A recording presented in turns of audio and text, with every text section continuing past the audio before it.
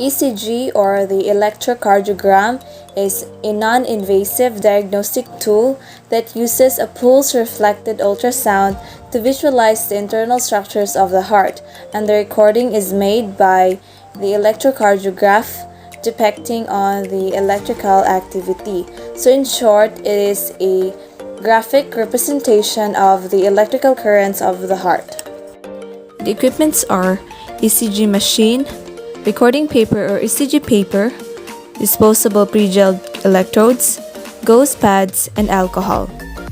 First is to verify the order of ECG in the client's chart in order to prevent potential errors. Next is to confirm the client's ID by checking two client identifiers according to your facility's policy. Good morning, ma'am. Saan ito yung pangalan na to, ma'am? Birthday? Because checking identification ensures client safety through the concept of correct procedure for correct client. And then provide privacy and explain the procedure to the client.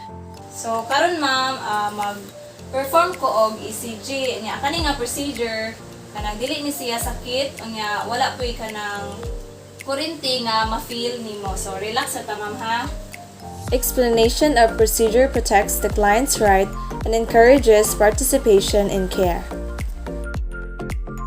And then perform hand washing to prevent transfer of microorganisms.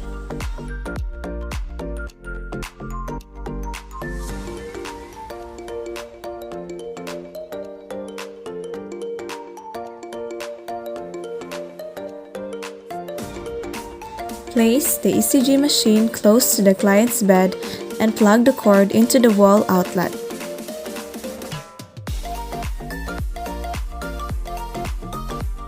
Turn on the machine and input the required client information. Have the client lie supine in the center of the bed with arms at his side. You may raise the head of the bed to promote comfort. Apply disposable electrodes to the client's wrist and to the medial aspect of the ankles. Apply the pre-gelled electrode directly to prepare the site as recommended by the Manamat. So ma'am, magsugod na ko sa ECG ma'am ha. Okay ra ba nga abrihan nato ang sanina nimo ma'am? Okay. Expose the client's chest and put a pre-gelled electrode at each electrode position.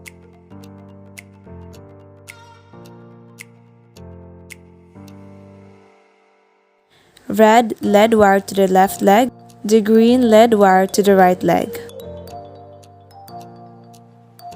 The white goes to the right arm and black to the left arm. V1 to V6 lead wires to the chest electrodes.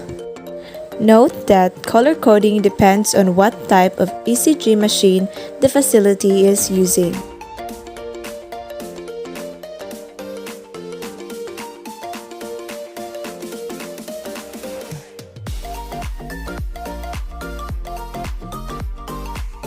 Check to see that the paper speed selector is set to the standard 25mm per second and that the machine is set to full voltage.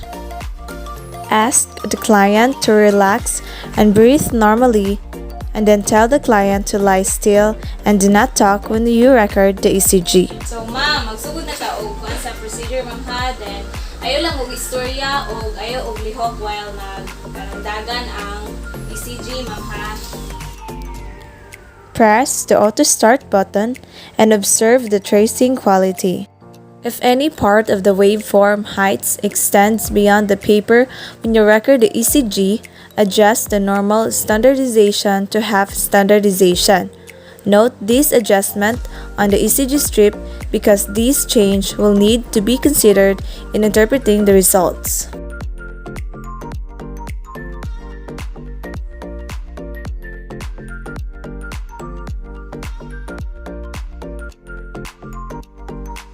When the machine finishes recording the 12 lead ECG, remove the electrodes and clean the client's skin.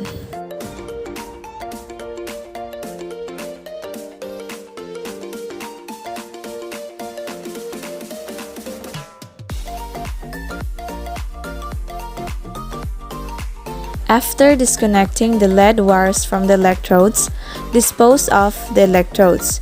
If bulbs are used, make sure to properly disinfect bulbs and clips. Assist the client to comfortable position. Sige ma'am, ako na, una ko man na tabang ha, ako nang i-close ang imuhang salina.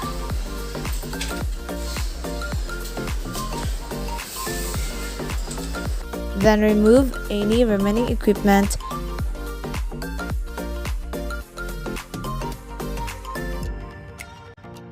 and wash your hands. Document in your notes the test, date and time and significant responses by the client. Verify the date, time, the client's name, and assigned ID number on the ECG itself. Note any appropriate clinical information on the ECG.